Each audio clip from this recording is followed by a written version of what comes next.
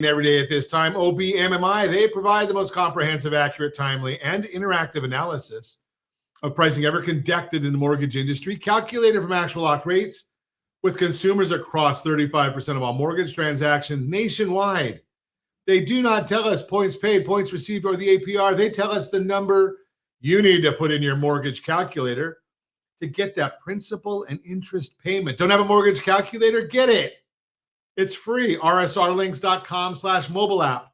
rsrlinks.com/mobile app. What did rates do yesterday? They were mixed. Conventional 30-year fixed, 6.874. Jumbo 30-year fixed, 7.027. Both of those were down. I think our slide says 7,027.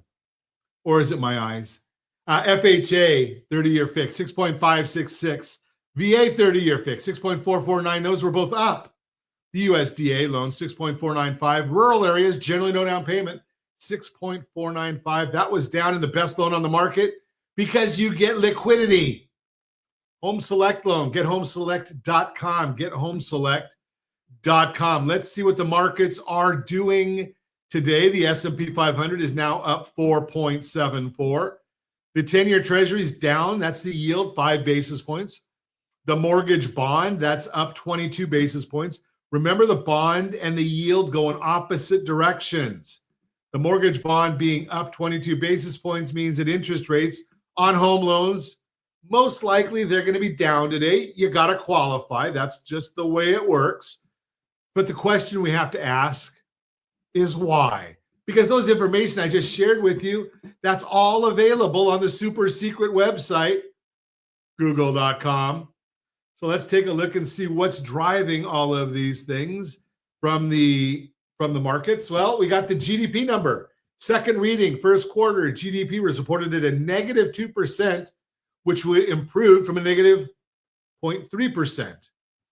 I think it's negative 0.2%. I think I said 0.2%.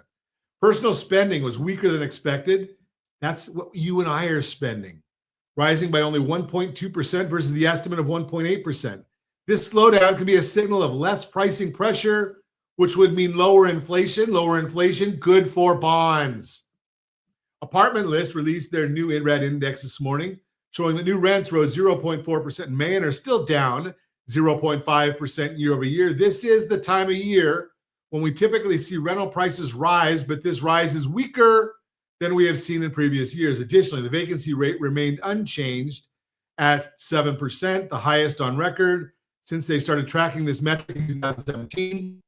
With more vacancies, there's less pricing pressure and more impetus to cut prices to fill the properties one is carrying. Initial jobless claims measures individuals filing for unemployment benefits for the very first time rose 14,000 to 240,000. Continuing claims of those who continue to receive benefits after their initial claim rose 26,000 to 1.92 million. It shows that once someone is let go, they're staying on benefits longer because it's harder to find a job, likely because there is less hiring. And maybe if they stop these handouts, the giveaways, maybe people will have more of an incentive to go and get a job. That is the Mortgage Minute, brought to you by our friends at Geneva Financial when you're ready for that next home loan. Geneva's got the programs and the products. You just need to make the call, 800-306-1990. 800-306-1990.